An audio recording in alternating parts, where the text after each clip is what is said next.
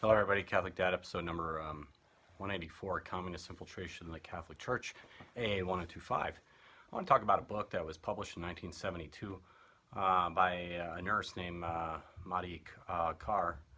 She was a Protestant nurse back in France back in the 50s and 60s, and I think she converted to Roman Catholicism sometime in the 60s. But she was a nurse that took care of a man that died in a car accident, which they didn't have any identification for back in the 50s. And the man had a briefcase with him, and so she tried to communicate with him for hours, but eventually succumbed to his injuries and he died. And she was ordered to look through his personal belongings and actually read through them and try to figure out who it was. Well, much to her chagrin, it turned out that his personal belongings had a memoir that was about 100 pages long, which was published, and it was published as something called AA-1025, the Anti-Apostle 1025, which he was claiming to have been a Soviet agent, and he was under direct order from the Kremlin to become a priest and infiltrate the Catholic Church and to take the church down from within. Now this is it's a fun story to read. I think everybody probably should read it. The prescription for taking down the church from within, a lot of them was to make the morals loose within the seminaries, invade the seminaries with homosexuality, essentially change the liturgy. And part of changing the liturgy was take the Eucharist and put it in the hand, because they wanted to remove the mystery of the Holy Eucharist. They wanted to turn the priest around towards the people. They wanted to turn the language of the Mass into the vernacular to help divide people and make it seem more comfortable and more Protestant. They wanted to Protestantize the Masses to take away the mystery of the liturgy and also the feeling of the true presence of the Holy Eucharist. That's the story, and that's how it goes. And whether it's true or not, I'm not certain. But boy, the big changes of Vatican II and thereafter, it kind of brings willies to your stomach a little bit. Perhaps the communists did get into the Catholic Church, and perhaps they did try to rewrite church history. And in fact, if you think about the Anti-Apostle, AA-1025, the Anti-Apostle 1025, that means there's at least 1024 priests before him, and who knows how many that were after him. Now, how do we know this has actually some kind of truth to it? Well, there was a lady called Bella Dodd. She was an Italian that eventually moved to America, and she was all for workers' rights and workers' revolution, and she was trying to infiltrate all the worker unions, teacher unions, and whatever else in New York State.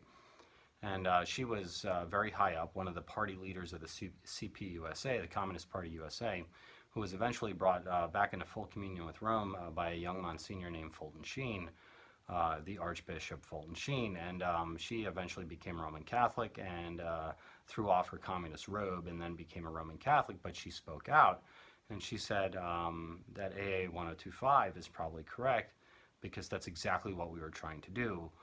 We wanted to divide the laity from the clergy, the laity from the church, and we wanted to destroy the church from within. She said this is exactly what the plan was. So the book AA-1025, it may be wrong. I mean, it may be fabrication, but boy, it touches a nerve, because a lot of what's in it came true.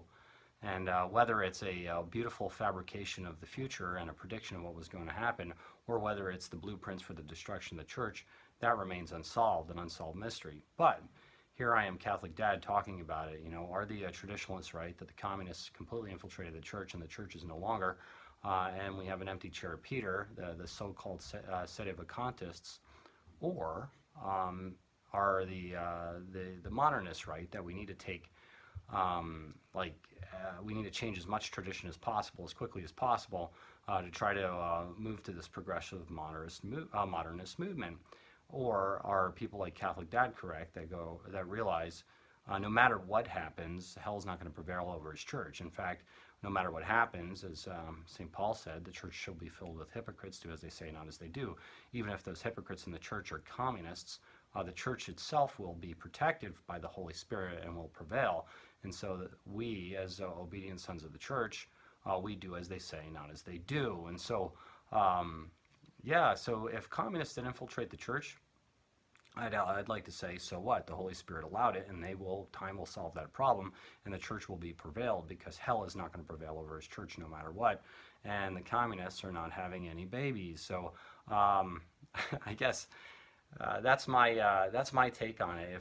If the church was filled with communists, so what? It's going to be It was allowed for a reason, and time will solve the problem. They won't last forever, and I don't think the communists are still infiltrating the Catholic Church. The other thing is, God allowed it for some reason, and I don't know why God allowed it, but it's not my job to go roll over His church and tell everybody exactly where they went wrong.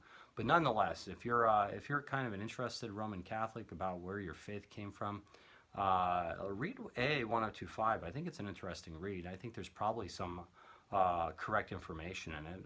I mean, the communists are bad dudes, and they viewed like their arch enemy as the Roman Catholic Church. The Roman Catholic Church, the one that was going to take down communism, and in fact, it probably was. You know, the whole solidarity movement in Poland. And by the way, so here's the deal, right? Who oversaw solidarity? It was essentially St. John Paul II. He was one of the ones that accepted all the Vatican II reforms and the Novus Ordo. So even if the communists were in the church, it still wasn't going to take down the church, right? So the church is protected. It will always be protected. And I guess that's all I want to say. So stick with the church. Even if the communists are in it, stick with it. For the traditionalists out there, I know it grinds your biscuits to sit there. It seems to you that you're rolling over and dying, allowing the communists to stay in it, and you're going to run as far away from it. To all the hippy-dippies, progressives out there, you know, when you change tradition too quickly, you confuse people and you divide people, and that's not good either. Look to the traditions of the church. Look for the ancient writings, and perhaps we don't have to have so many drastic changes to the liturgy. We don't have to have so many drastic changes to the tradition, because that confuses people. But this is Catholic Dad making you think about it. God bless. Get the Mass, pray the daily rosary, live a sacramental life, and yeah, share with your friends. That would be great. Thanks. Bye.